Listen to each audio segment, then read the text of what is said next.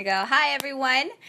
Today we have a special guest for our podcast. I'm Zeahlot, marriage and family therapist intern. I work with couples, individual, children with psychotherapy.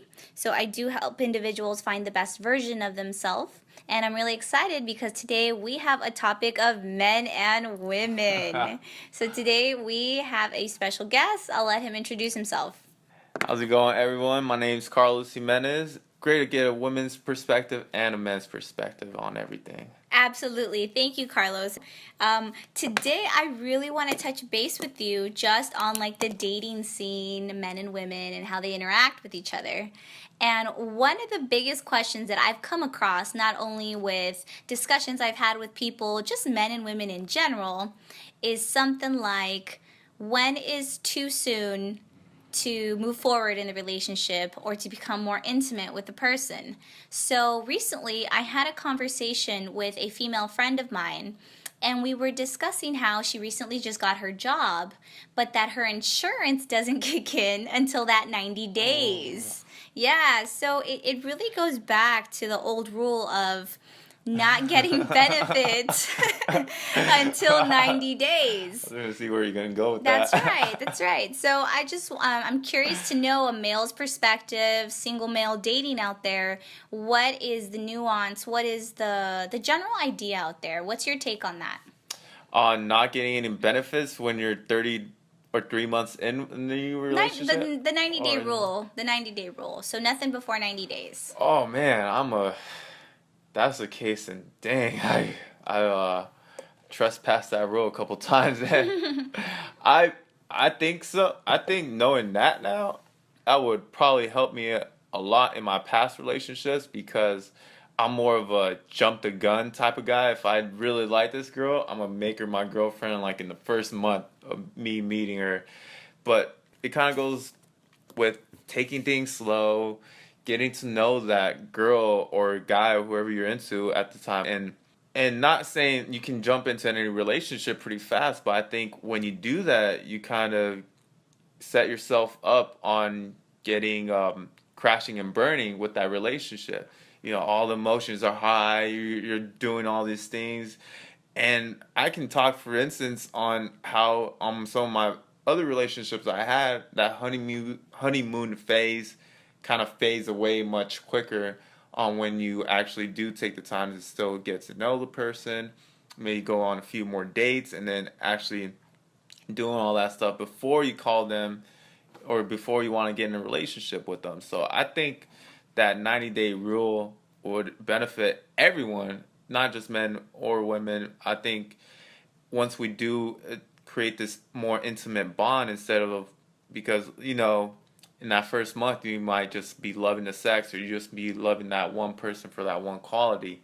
And then once you go in the 3 months, you actually get more closer, and you find out these little things about that person, like, oh, is this a deal breaker for you, or can you make this work out for the other person? So that's great that people wait on that instead of jumping the gun, from my past experiences. Mm-hmm. Yeah, that sounds about right. Mm-hmm. So the question is, you said you've had both experiences, have you?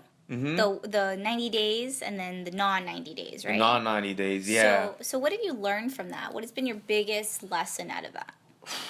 The biggest one was, and even though one of my relationships where I did jump the gun was the most satisfying relationship I've had in my life, but knowing what I did in those times where I did kind of take my time with it, but I didn't really like the girl as much as I did with the other ones. It's crazy when you do take time with that person, and I wasn't even so much crazy about this certain girl that I took longer with, but I really developed a connection with her that made me say, hey, I want to call this girl my girlfriend. I just don't want to keep dating, talk to all these other girls. I just want her exclusively. And then when I did jump the gun, I felt that, like I was saying earlier, I crashed and burned with it. You know, me and her just didn't really, in my other relationships, we didn't always just get tied down or just, I guess, more intimate with each other. We kind of just got to a level of point, and then we kind of just faded away after that. Okay. So it sounds really just knowing yourself and intuition and timing Hmm. It's really big components of going into this, right? Okay, so going a little more into intuition, how has that played a part in your choices on that 90-day rule? Oh man, with intuition, it's crazy because once you meet someone that you like spending genuine time with, and then they're into some of the things that you like, or maybe they can offer you something that you never knew, like, hey, maybe we can go surfing, or hey, we can go hiking at this new place. Like, once all those things like kind of fall in line, and then timing too, because there were certain times where I didn't have a relationship because I was always busy or I was with school, and then there's times where like I was just working, so maybe I do have time for a relationship. So it goes back to timing, intuition, and all those things. Like, and it's a beautiful thing once you do know that person, you want to call them your your partner, because it's just because now you both of you are interconnected, and it's just crazy to know that, hey, this person really wants to spend time with me, wants to help me out do my chores, wants to help me, help me buy some groceries, all that stuff. And then it's pretty hard to find someone that's going to do that stuff with you and not just be like a one and done type of thing, or just maybe a few months more and then it's over with. So intuition plays a part. If you know this person is right for you, go with it. Don't hesitate. Maybe take your time with it more and see where it goes. But once you know that intuition, it's a great gift. It's like gold. It's like finding gold in the mind. Absolutely. I could completely resonate with that. So that takes me to another topic I recently had with a friend of mine. I had a conversation, and they've been with their partner for a couple years now, and they're moving more seriously into possibly marriage. Hmm. And it actually came up to where he actually was engaged before his relationship with her. And we were really just having that conversation. Does it matter? Does it matter if your partner has been engaged before? Personally, I don't think that would matter because one time or another, someone has been with someone else. And I'm a big believer of what's happening in the present moment right now. Who's this person with at the moment? Is she, just because you're engaged, maybe that could even be a benefit to what it is right now, because that person saw what didn't work out in his previous or her previous engagement, and now knowing what happened with that, they can see that, hey, maybe I can work on this, or maybe that didn't work out, so maybe I'm gonna try something different. I think in that sense it's gonna help you out in just knowing that people go through stumbling blocks, but they can always get up, and then they can always work on things and get up. So I think being previously engaged or previously divorced or previously married, or even with kids, I don't think it should affect you if you really love and care about that person that much. Let's see. Okay. Okay. So do you feel that that's your perspective, or is that most men in general? Do you feel there's other men that would take it differently? Oh yeah, definitely. Because there's some of my friends who won't date a girl if they knew what they're about, or if they kind of like slept around, or if they and not saying that's bad. In my opinion, I don't care if I really like the girl. I like her. I don't care what she's done in the past, whatever. But I think there is some men that really take that in effect before they go and get someone engaged. I can see some of my friends saying, no, that's not, like, you're engaged before and you didn't tell me. I think it goes more in the communication. How are you going to tell it to the person, and how well do you know your partner too? How are they going to take it? So my opinion, I really don't think it should matter, and other guys shouldn't care about that. But to each his own. I know there's different preferences that we all like. Okay, I hear you. So now, I think what else came up between this conversation that I had with, a friend of mine is, what if, the engagement goes really well, right? They Hmm. get engaged, there's a ring given, but then you find out that that ring has been someone else's before. And I'm not talking about that family heirloom. I'm not talking about grandma's Right. grandma's ring, or that special something that was within the family for a long time. I'm not talking about that. I'm talking about like a second-hand ring. What are your thoughts on that? Oh man, no, that I'm surprised you won't even return that ring like after it was done, honestly. But I don't think that's something. Who knows? Maybe if you, like I said, maybe if you communicate that with your partner and tell them like, hey, like, how do you feel about this? Like, it used to be my ex's, but even having that conversation, I don't know how it can go well with that other person, because it's kind of like a hand me down. It's like, I think even buying like a cheaper ring that's brand new, would even be better than having like this expensive hand-me-down, because it's more about the messaging than it's about what it actually is. I think that's a big no-no in my opinion. I would not want to do that. So any guys that think about doing that, think twice. Okay. So now I'm gonna flip it a little bit. So now, what if this ring was not yours previously? What if it was not owned by you? You just, let's say you go into the jewelry store, you're ready to propose to your partner, and you go and they give you this amazing deal. It's kind of like a refurbished item on Amazon. Do you take it?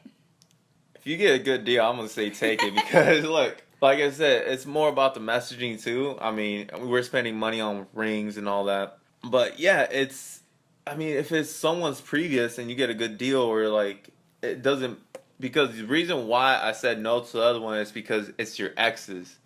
Now, knowing this is it's a stranger's ring, so it can be hand down from someone else. So in that sense, I don't think the person receiving it should be taken in a different way.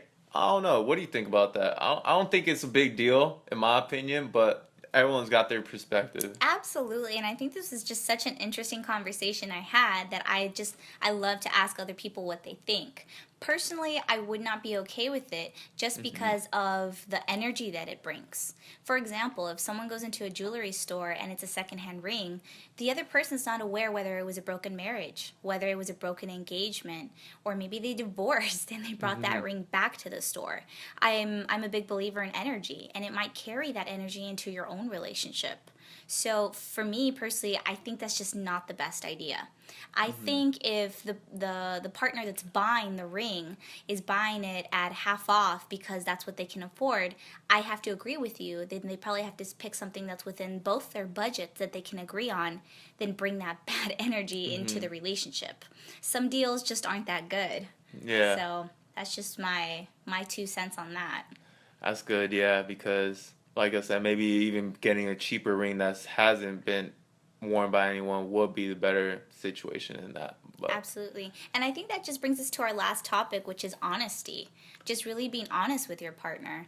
And I feel that in a lot of relationships nowadays, they lack honesty.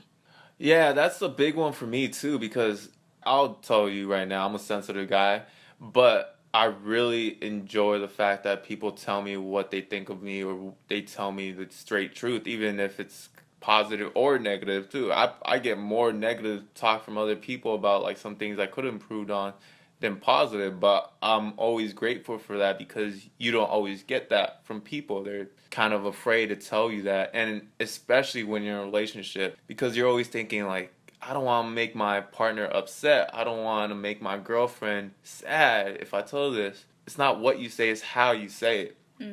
What's the best possible way I can get this out? Like, oh, hey, babe, do you think this dress looks good on me? Or it goes back to that, does this dress make me look fat? And it's about how you say it. It can be like, babe, even if you were fat, you can look good in that dress. Yeah. It's always like how you say it. So I think being honest with your partner, I know it's scary, like maybe it can be something about, because I know my previous relationships, I had situations where, I felt my girlfriend at the time wasn't being completely honest, like gave me mixed messages about like, hey, I don't want to continue this relationship anymore. She would give me the, it's not you, it's me type of thing. But even when it kind of gives people, they don't get the closure that they want. And I think when you say, hey, I don't want to be in this relationship with you anymore because of X, Y, and Z, then so be it. But at least that person knows why that relationship isn't working, and thinking, why is she feeling that way? I agree. Well, thank you for your perspective, and I look forward to having these conversations later on.